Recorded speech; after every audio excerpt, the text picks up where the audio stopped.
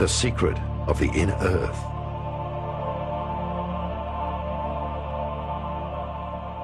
Like the human being, the planet itself also has dimensions. These 7 bodies are 7 main energy gates, also called chakras or sun gates. They are the activation gates. The masters of Lemuria and Atlantis knew about the main geomantic energy vortices. With the help of extraterrestrial technology and levitation, they built large pyramids onto these centers of energy. Therefore, pyramids around the world stand on these gates of energy in order to mark the power centers.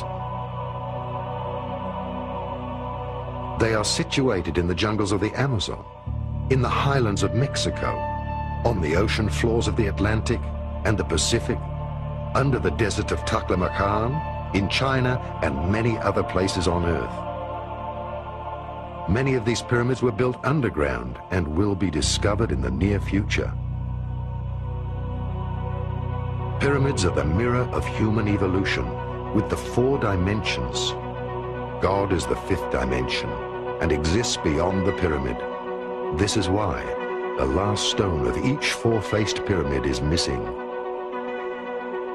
Hence, the stone of completion is the unification of man with the Creator in the 5th dimension.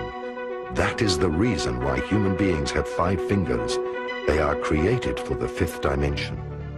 The reality of massive engineering tools in Egypt, of course, is something that is not presently known. The existence of huge interior structures with mathematical precision that range in size from some 20 centimeters for the air shafts to the massive chambers known as the King's and Queen's Chamber that require blocks of some 2 to 20 tons apiece, suggest a parent technology that is no longer known to our present Western society.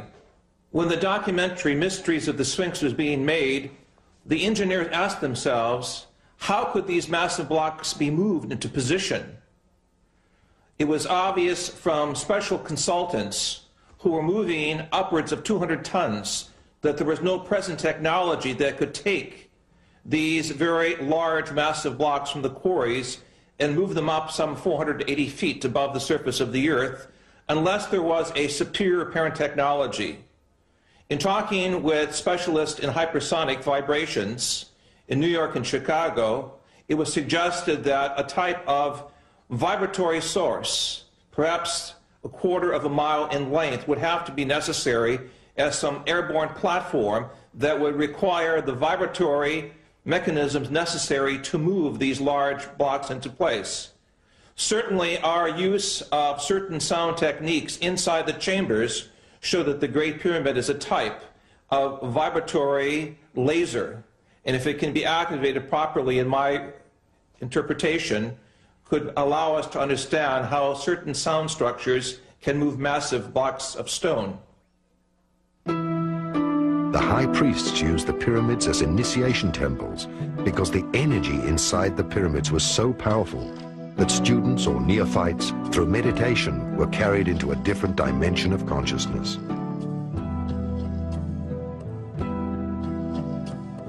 The student, with his physical body and senses, was moved into a higher world.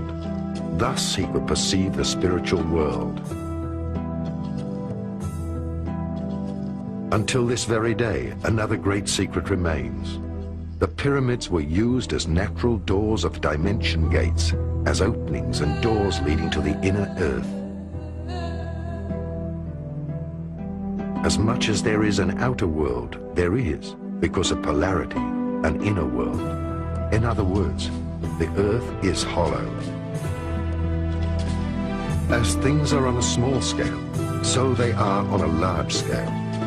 Hermes Trismegistos taught that everything in the universe is set up according to the same organizational plan. One could say that the Earth is like a huge atom, hollow inside, with a nucleus at the center which represents the inner sun. Just as we humans do not see the outer curve of the globe, one is not able to perceive the inner curve when entering Hypereia, the legendary lost crystal cities of Agatha.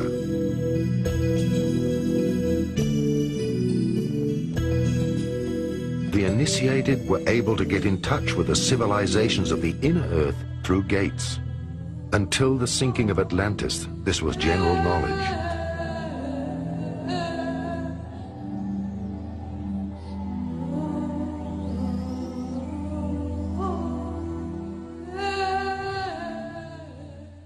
Plato in his book, the Timaeus, speaks about an earlier civilization, a race of godlike beings, at least 9,000 years before the time of the peoples of Athens.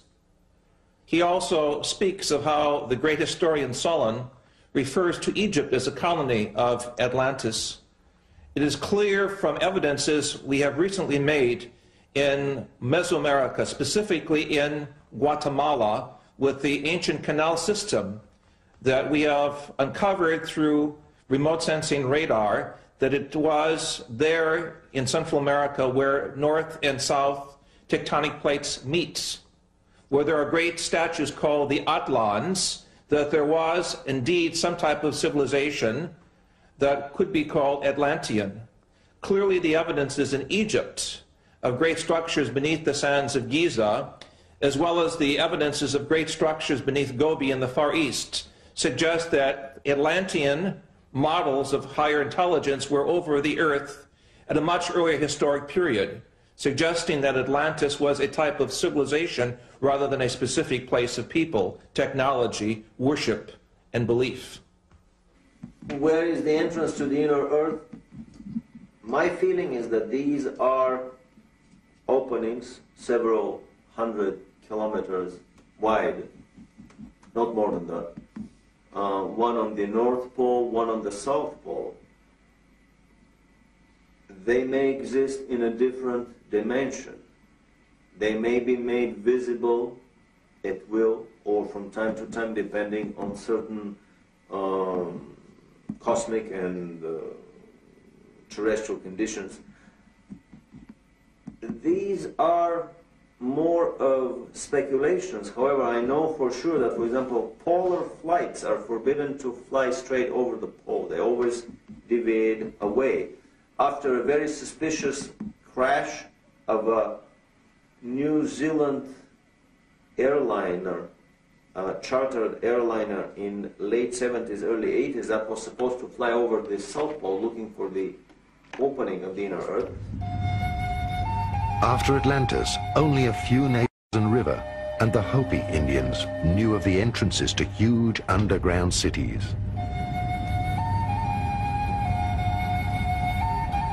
They reported that shortly before the cyclical end of humankind, the seed for the next humankind was brought to safety in the inner earth by beings, human beings with white and bluish skin and golden angelic hair, who traveled in flying saucers from the inner earth. Last century, various scientists searched for the pole openings. Accordingly, the South Pole is supposed to be the head chakra of the Earth and have an enormous pole opening. The North Pole would be the root chakra. During this century, two great efforts were made to find these pole openings and to make contact with the extraterrestrial races who built the underground cities within the Earth. The first expedition was led by Admiral Byrd before the Second World War.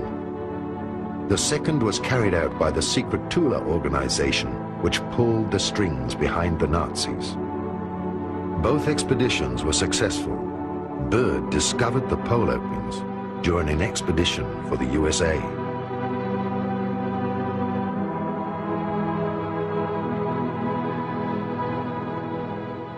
What do we know about Operation High Jump, about Admiral Byrd's expedition in the autumn of '46, the early spring of '47, to the South Pole? This is an expedition that has been almost forgotten, and it's very hard to come up with any information about it. The few articles that were published at that time in let's say, National Geographic magazine, would not give any clue to the real intention of that expedition. However, recently we discovered a unique documentary film in color, 1 hour long, made by the US Navy. It was a massive naval operation that involved an aircraft carrier, several battleships, an armed submarine, and probably another 20 supply and battleships. It involved 4,000 troops, US troops, and the rumor is that there were also British and Russian contingents within these 4,000 troops. It was a massive naval operation. It was not, as it has been presented to the public, that it was a peaceful expedition to explore the natural resources of the South Pole. They descended to Little America, which is the place of the previous Admiral Byrd landings on the South Pole.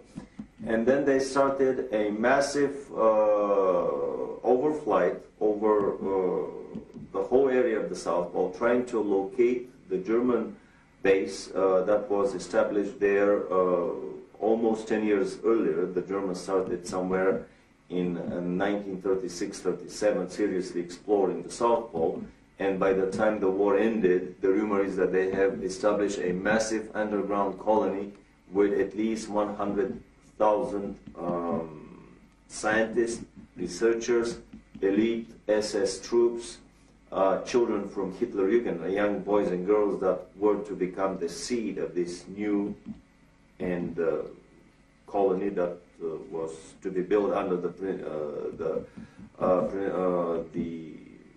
principles of the super race selection.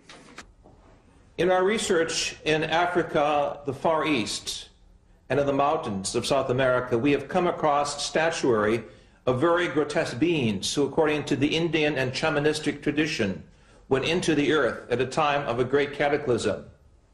If we take Atlantis as a model for survival, it is clear in the folklore and literature of the major continents of our planet that some of the races went into the earth. I brought with me from Africa pictures of these grotesque serpent-like beings. Many of them correspond to the extraterrestrial reports and photographs of some of these so-called snake people or serpent people. It is very clear also that there was the survival of the ancestry of the Adamic race referred to in our scriptures, as well as in the teachings of the Hungarian and German people that came out of the Gobi area. It is in this area of Lap Nor that we have recently found evidences of an earlier European type humanity that did survive some type of cataclysm according to the myths of the Far East. We have thus in our tradition a vast folklore, anthropology, and cosmology that connect the peoples of this planet with that of other worlds. The Nazis were better informed by the secret esoteric orders and had exact knowledge about the lost cities of Agartha and Shambhala.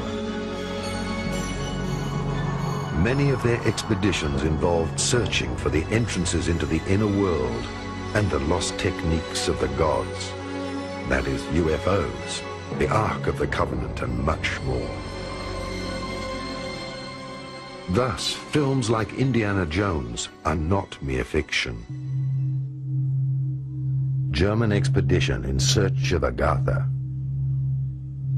Some esoteric correlations of the 19th century and of the Third Reich are hidden nowadays under a veil of the past. Thus, only some isolated relationships can be uncovered. For a while, Dietrich Eckart lived at the foot of the mountain Untersberg and was initiated into the medieval mysteries and into the legends of caves. Adolf Hitler spent many hours with Dietrich Eckart at the Obersalzberg mountain, and both were followers of the hollow earth theory of Hans Erbinger. The Untersberg was already considered by the Templars to be a volcano with an access to the inner earth and to the legendary hollow world. Thus, there are stories of the disappearances of people in the Untersberg and how, 60 years later, the same people surfaced without having aged. Other German legends deal with the myth of the end of the world, In the legends, King Barbarossa is asleep in the mountain, and after hundreds of years he rises up with his knights for the last battle at the end of time in order to help good triumph. I'm speaking now as a scientist. I do not want to confuse subsurface temples and grottos and structures of civilizations that go down approximately a mile or two from the surface of the earth with the so-called inner earth theory. In my work in Ecuador, Peru, and Bolivia, it is clear that there are vast tunnel systems that go hundreds of kilometers under the mountains, allowing the Indian peoples to connect between national borders. We know also between Mexico and New Mexico in North America that the Indians have a subterranean system of corridors that allow the tribal federations from North America to meet, even privately, without notifying the American or Mexican authorities. Clearly, these structures are there as a result of some type of volcanic activity or catastrophic events some 28 million years ago, as we have measured in areas of North Mexico, where the surface of the earth changed, allowing volcanic openings and porous materials to construct, as it were, underground cavities. Into these cavities, members of the human society found shelter from the noxious poisons and gases and orders of destruction that took place rather suddenly. If we look at our planetary system, there is an obvious grid of underground cavities, from the areas of the Gobi areas of Central Asia to the areas of Malta in the Mediterranean to areas even of the mountains of Untersberg in Central Europe, Mont Blanc, Jungfrau, to areas we have specifically worked with seismology in central North Mexico, and also areas of the Andes. Peru, Ecuador, and Bolivia in particular have underground structures that run for hundreds of kilometers. In Southeast Asia, we know that these structures also exist in the areas of Sumatra, Borneo, and Indonesia.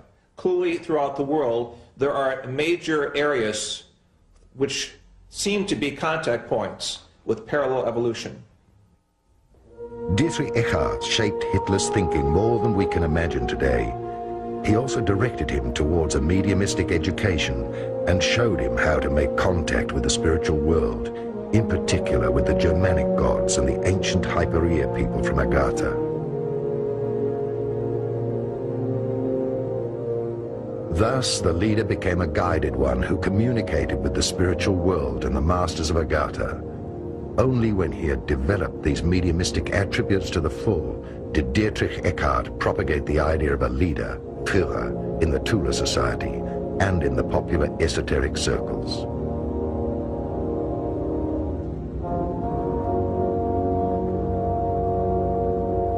Already in the First World War, the German military sent various expeditions, which later were known as German colonies.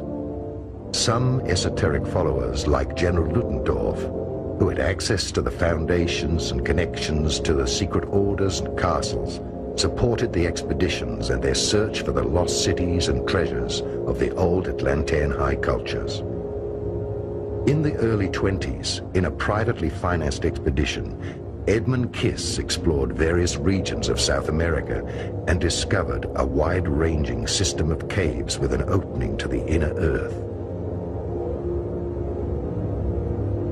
The different esoteric societies with their secret orders, country estates, and later also their castles were the meeting points of the esoteric elite, which saw itself as guided to resurrect the old knowledge of Atlantis and of the Indo-Germanic prophecies. The society that dealt with the lost technology of the gods and their impelling force was the so-called Friel Society. This society collected all the information dealing with the technology of polarity and levitation. When the National Socialists came to power and the old leagues and alliances had accomplished their duty, the esoteric followers of the time began to carry out their expeditions at the state's cost. Various secret working circles financed by the Third Reich were established.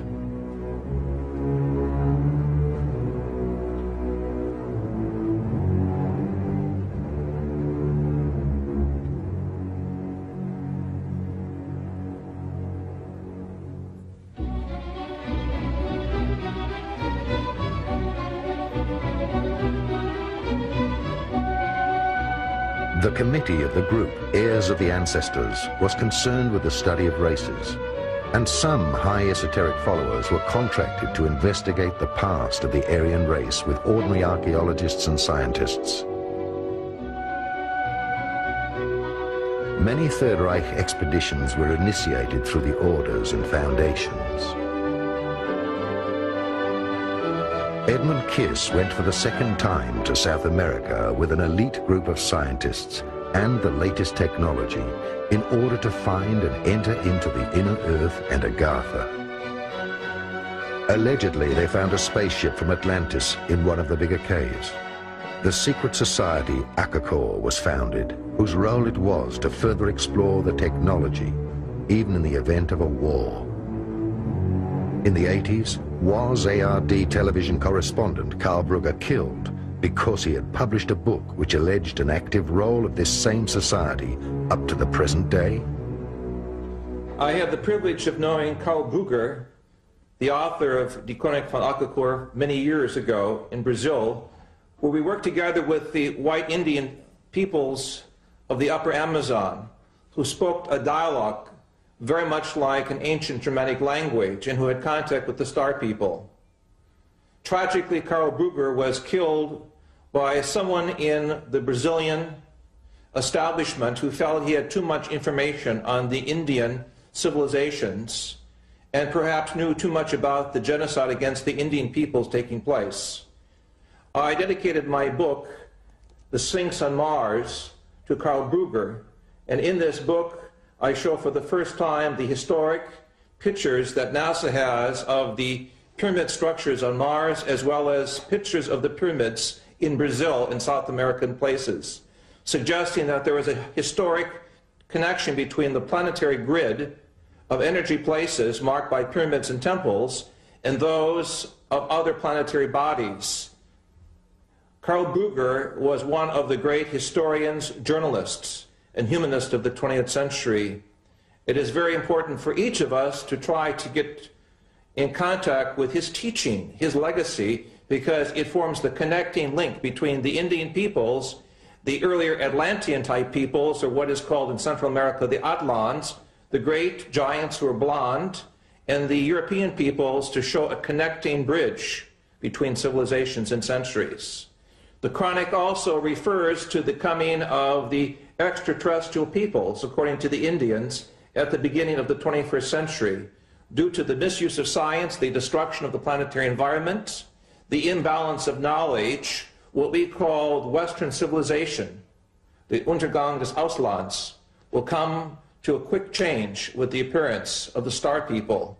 And for this reason, we must keep our eyes and ears open to the signs from space of a new communication system, connected also with the teachings of the Indian peoples. The South American Indians of the Andes recognize UFOs as brothers from the sky who have always been there, who are there today.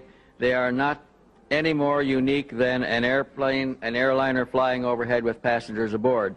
To them, the brothers from the sky have always been there. They do make contact with the Indians, and they do treat people in remote areas where they cannot get to doctors. They heal them, they treat them medically, they interact with the Indians and with primitive people, both in the high plains and in the deep jungles. So when we began asking about these brothers from the sky, we discovered stories about such contacts everywhere. And in the course of one of these stories, we were introduced to an Indian from the upper Amazon. I think his name was Akunta, but I am not sure at the present time, who offered to take us back into a civilization that he came from that was primarily based on a European culture that was transported there or transposed there sometime about the end of World War II, and they had taken scientists and scientific research underground in an area in the upper Amazon where they had succeeded in developing disc-shaped aerial vehicles that they could use to go all over the world with. The society was, this Indian called the society Akakor.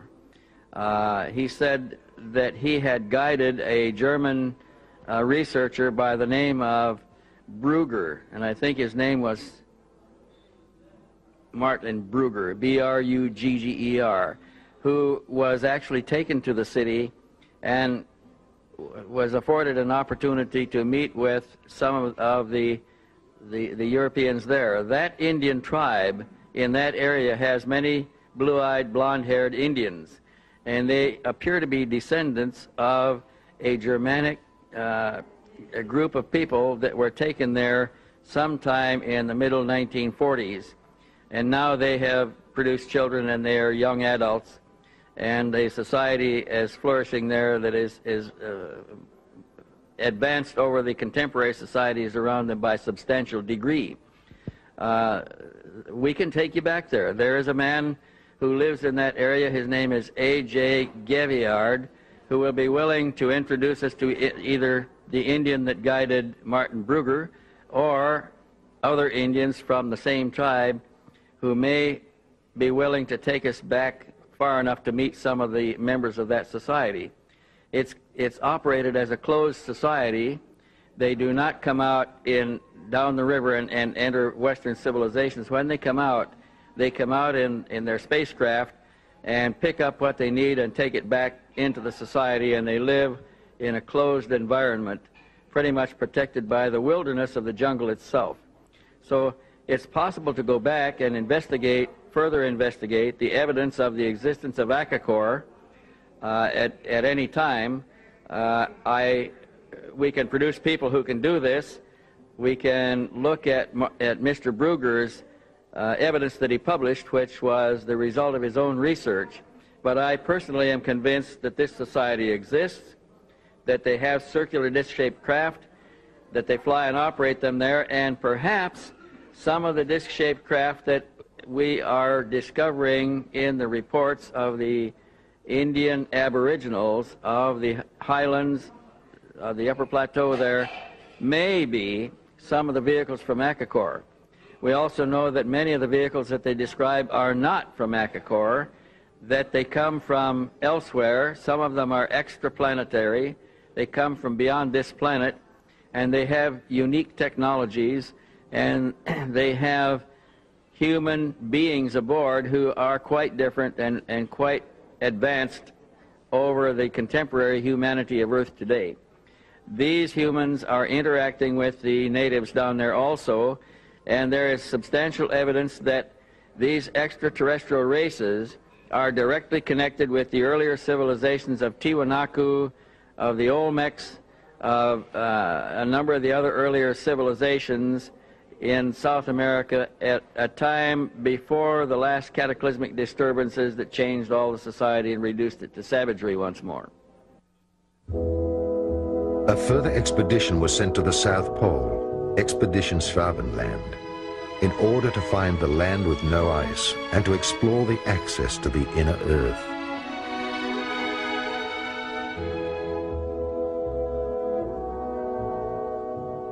Another expedition was sent to the Icelandic geysers, since there were insider stories about the access to the inner Earth.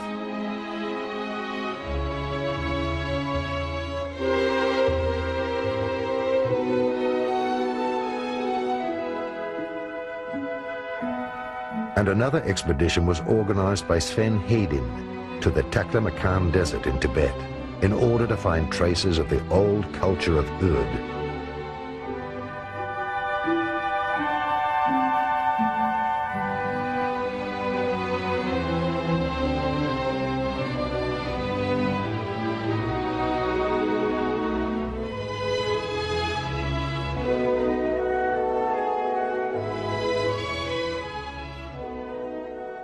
What we call in the Buddhistic esoteric tradition as Shambhala is an actual area in the Taklamakan area of central China next to the Gobi Desert. In 1988, with permission of the Chinese Academy of Science, I conducted research experiments in this area and confirmed with other engineers the existence of a vast underground complex of grottos, ancient structures and buildings, and in these structures we find statues of the avatars or beings later celebrated in Buddhism.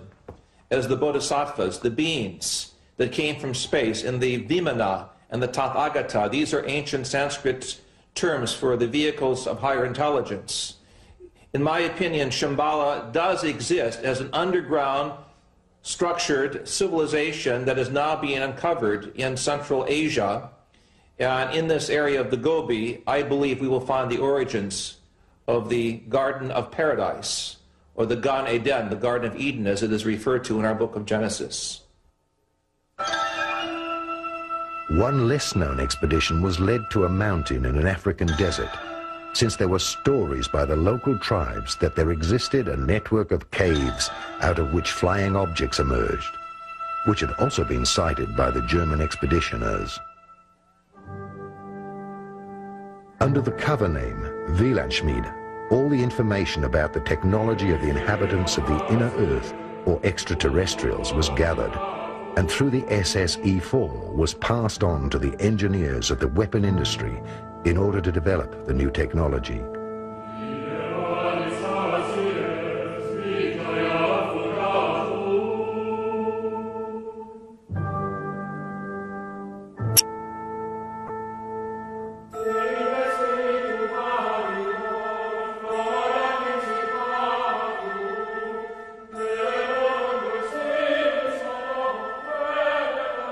The flying saucers from Agartha were the result of this scientific research.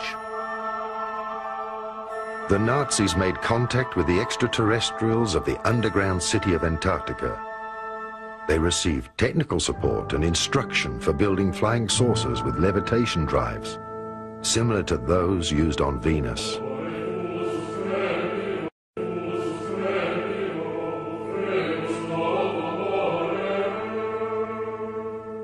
At the end of the Second World War, the extraterrestrials ensured that the technology was returned from Earth back to these cities. They understood that the Dark Age had not yet reached its peak. The technology was returned by 30 submarines through a large commando action.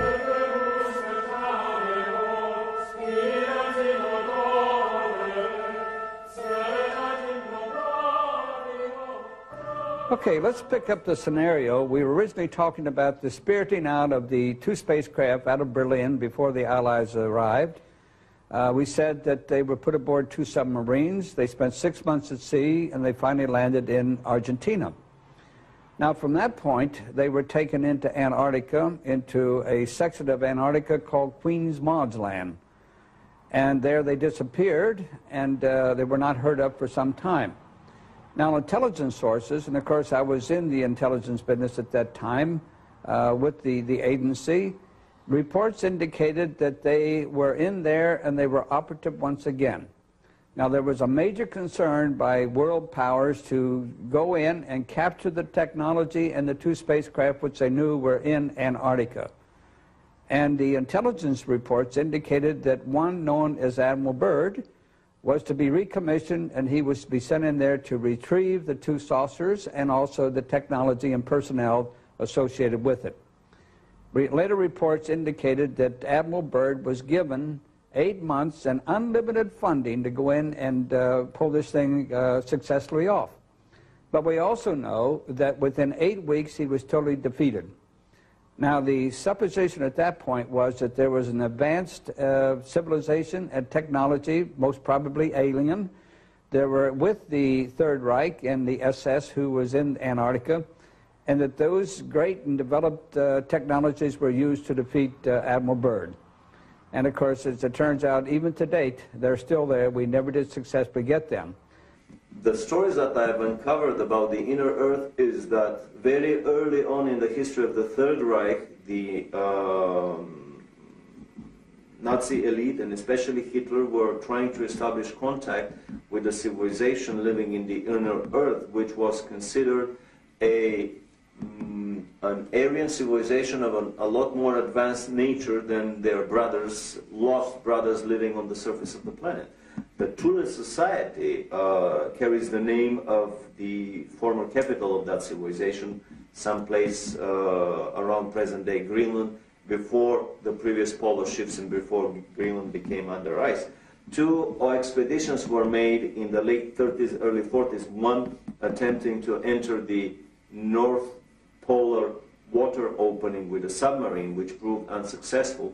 A second attempt was made to enter the land opening on the South Pole with an anti-gravity cigar-shaped device, basically a small prototype probably of the giant Andromeda space station that was developed later on by the SS, and it proved successful. The most interesting story is the one that I heard by an American living in Florida who claims to have spent 2 months in the city of New Berlin. This is a city that was developed into the inner earth, and a part of the Germans from the South Polar colony were admitted by the inner earthlings and were allowed to build that city there.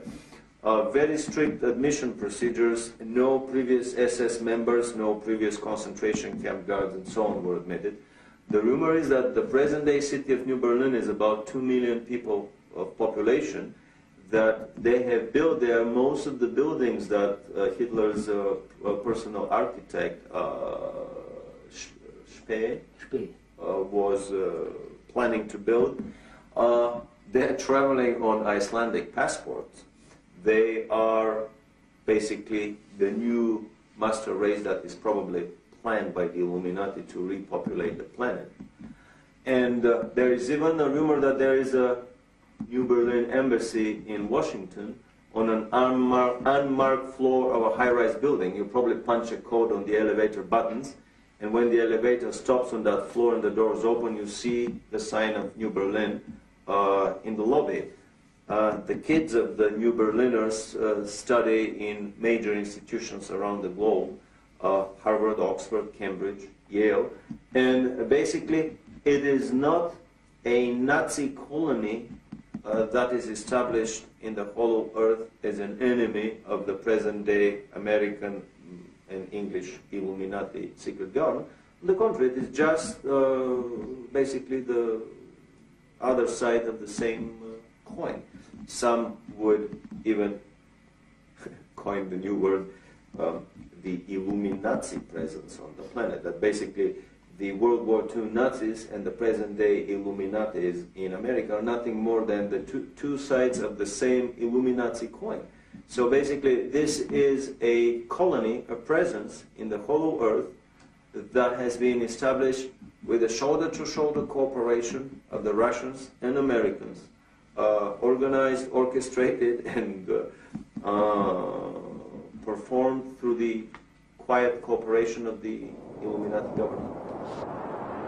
After World War II, a military expedition under Admiral Byrd tried to recover the vanished technology.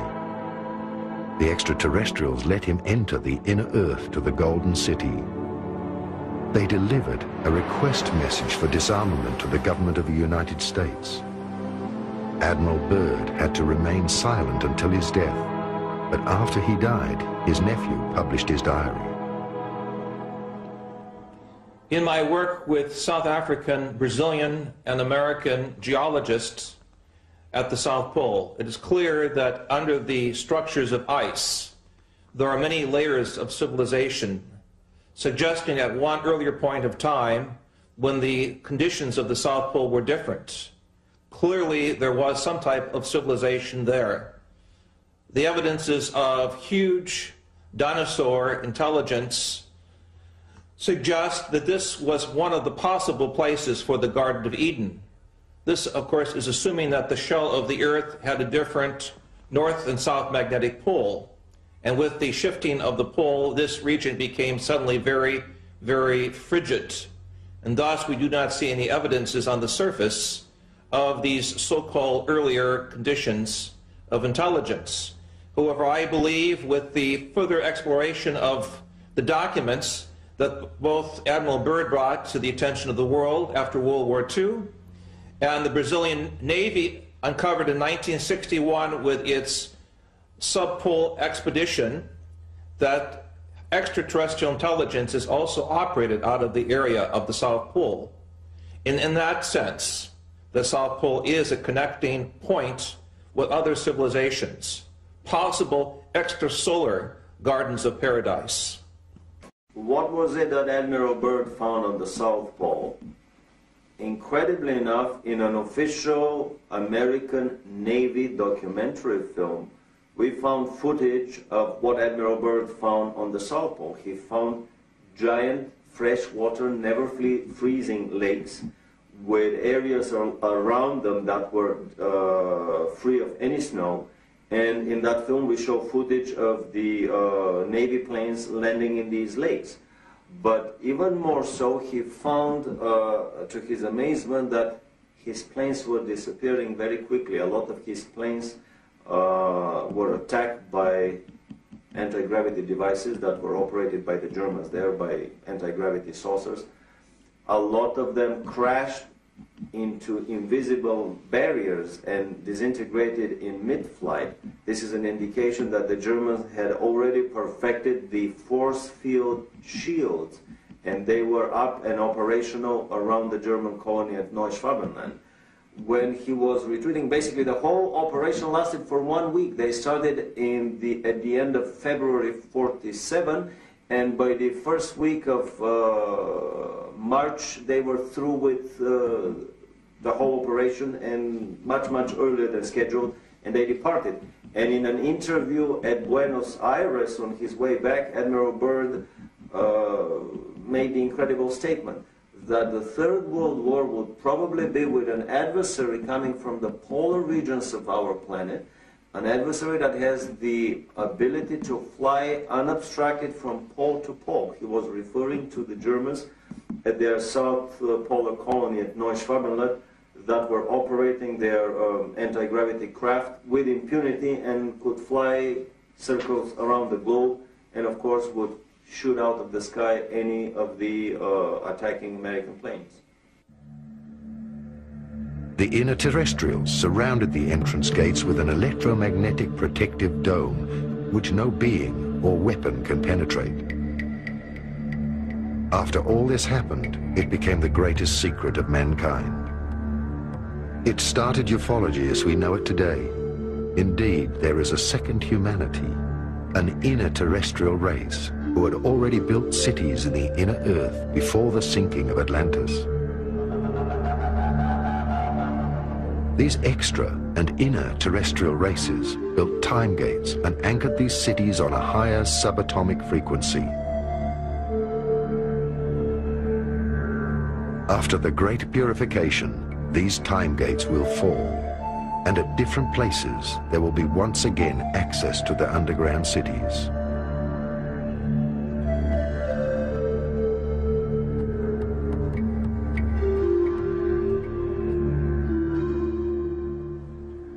In 1961, the Brazilian Navy was conducting a series of experiments in the Antarctic.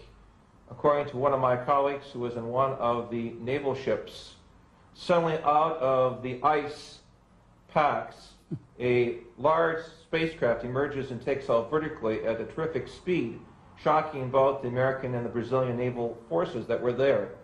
So it is clear that as late as 1961, we have official documentation from the Brazilian Navy that there is some other, emphasize other, underline this 3 or 4 times, life force or intelligence stationed at the South Pole, possibly to observe the scientific developments on the planet, possibly to observe the military operations and the forces of the East and the West in some type of Mexican standoff as the Cold War develops. We have clear documentation from other sources and other South American governments that some technology that is not human-based is there. That is to say, some type of higher evolutionary experience is there, and this is the next chapter of our quest. Why are they here? What do they want from us? And do they, namely the higher or alien intelligence, have as were some type of directing mechanism both for the U.S. as well as for the Soviets as to who goes into space and who conducts, as it were, the next evolutionary round of space development? These are key questions that we must resolve. Also, gigantic cities of lights will descend out of their orbit to selected areas and will be anchored on the Earth. Right now, people who have reached a certain level of consciousness and are once again connected to the cosmic monad are drawn through their intuition to places chosen by the spiritual hierarchies in order to anchor the cities of light above these areas. These sites are absolutely secure. The Space Brothers and the spiritual hierarchies have created the so-called Islands of Light, where the Earth's frequency was increased so that all human beings and light workers can find each other on that level. Such areas are recognized by the fact that they attract an especially high number of people dealing with higher knowledge.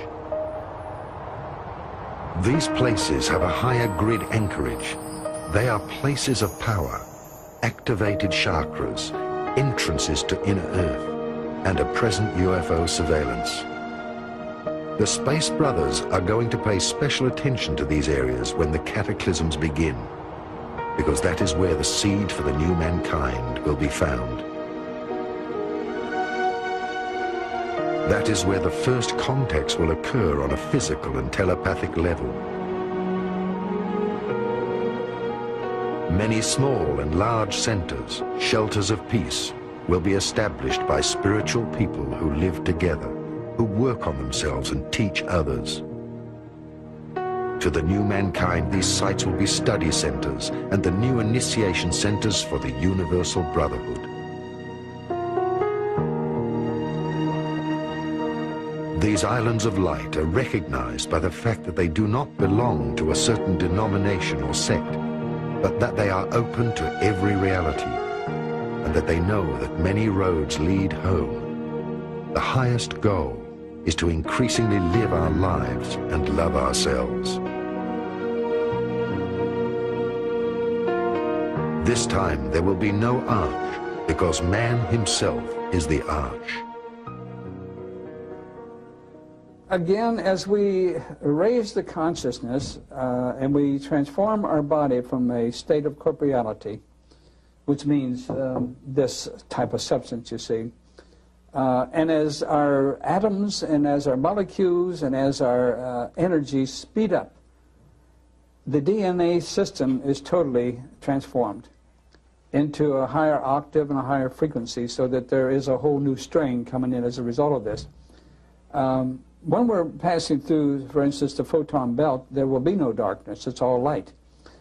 Everything in the body, then, of importance will be etheric in nature as opposed to corporeal or dense or density or whatever you see.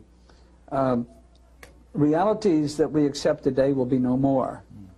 And so as a result of that, the DNA system and everything which constructs humanness will be changed, because we will now reach for a light body and will be of the light as opposed to darkness and corporeality. So any change that's signified today scientifically or biologically and what have you in the DNA is because of this infusion of new consciousness and new light, which of course is coming in at this point in time. Many of us are, many people already are largely light, although they keep the body of corporeality to do what they have to do here on Earth, you see. Many people are already in the fourth dimension. Some are aware and some are not. But that's where we all have to go. And of course, by 2011, as we pointed out, all of us have the option and the privilege, if we choose to do so, of being in the fifth dimension. A photon belt is an intense field of photon radiation, light radiation, which, both according to several modern astronomers, astrologers, as well as Mayan tradition, emanates from the center of our galaxy, bisects the Pleiades star system and our star system at the same time. And the current period, we are moving in and out of this photon belt, spending several months in it every year. That the frequency that we spend in the photon belt is increasing by approximately 2 weeks every year.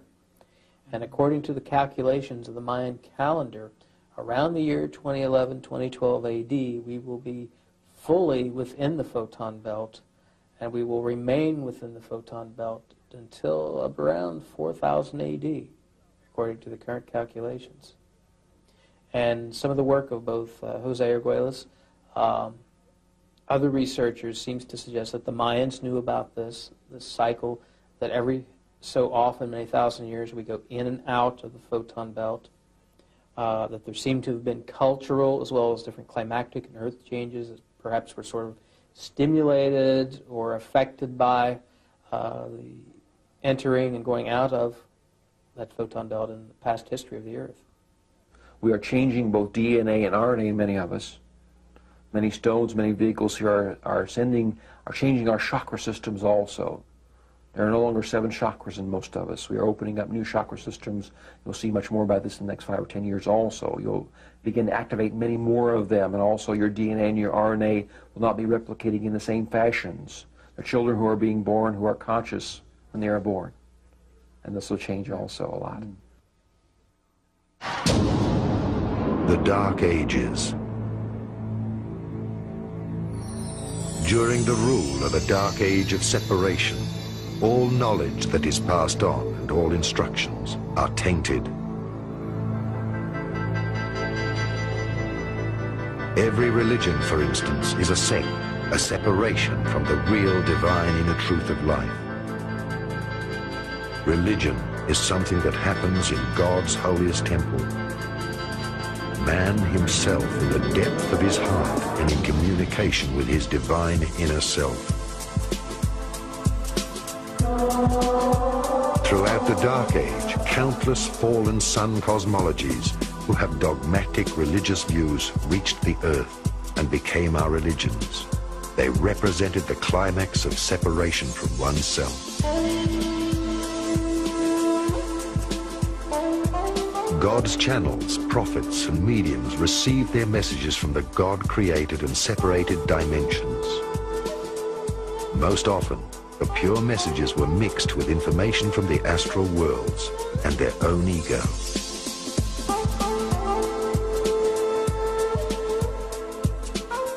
There are as many truths and religions as there are worlds and heavens of polarities and levels of development in the cosmos in their different dimensions. Every social structure which serves the power of the lobbies and the ego instead of mankind is a split, which in the end will restructure itself or crumble. All knowledge without love is a separation from being.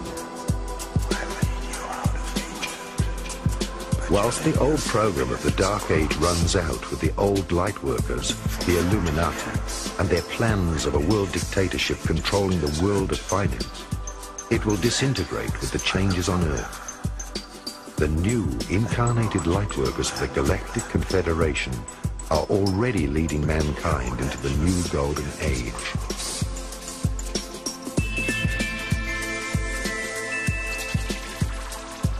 After the great transformation of mankind, the Space Brothers would like to welcome us as cosmic citizens into the Galactic Confederation of Free Planets. Where do the Illuminati receive their knowledge? Well, I would use the famous jokes and stories about Tesla and Edison. According to Edison, invention was 95% perspiration and 5% inspiration. According to Tesla, the way Tesla was doing his inventions, he would have 95% inspiration and probably 5% perspiration. Tesla would get the vision. All he has to do is put the vision into paper. Then he has to take the paper to the engineers to put it into metal in the shop. A little fine-tuning here and there, and the device works. This is the usual mode through which information and know-how is channeled from the extraterrestrial and even higher levels of existence to our planet. The know-how is given, and we are left to put it into our crude terrestrial engineering and manufacturing methods. That's why the crude anti-gravity saucers of the 1880s, 1890s were made with rivets. Giant cannons were used to fired the first anti-gravity devices toward the moon.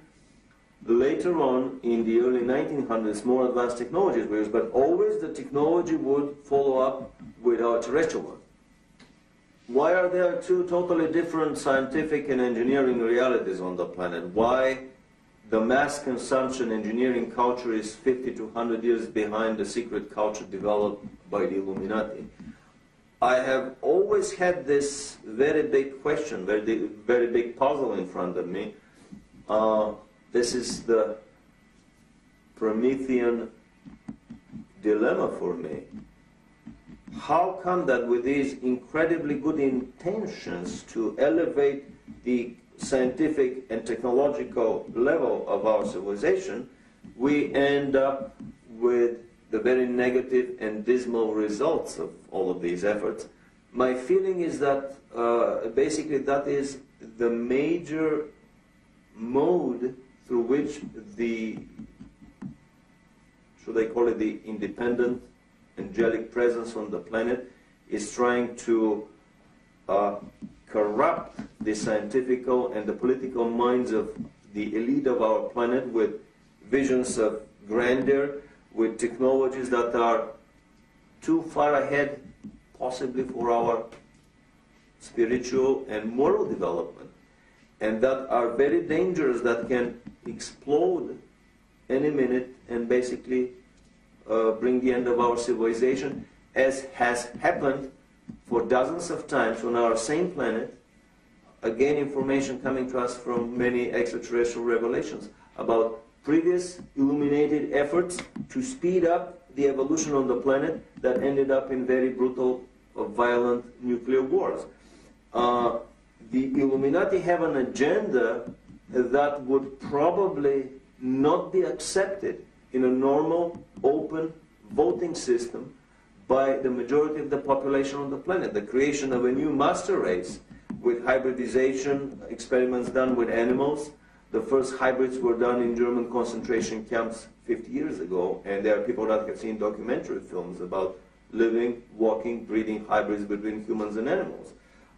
Creation of a new master race under illuminated guidance, and probably away from a package of genetic material that was introduced on the planet through an intervention by the Trinity. The dark as well as the light power serves only one master, who is the creator of all that is, and whose goal is to create the superhuman. The final goal of human reincarnation is to create a human being who has experienced all imaginable positive and negative experiences, and therefore is able to develop beyond any judgment into the humanly incarnated image of God. A human being who has become God has lived through the completed range of the cosmic keyboard from the lowest to the highest note. God does not judge. He shines on his creations like a sun, on the flowers or the weeds, or on his being. The experiment of duality has come to an end, and the planet Earth is an ascending planet, onto which the Creator himself incarnates in the shape of human beings. The return of the ascended brotherhood from Lemuria and Atlantis is the return of the 144,000 masters of light, the cosmic monads. They are incarnated as human beings, united, and together they will represent the white pyramid, God's eye, who sees everything, the presence of the Almighty on earth. They are the open witnesses who have all described from a different perspective the process of ascension, since they have already lived through it before.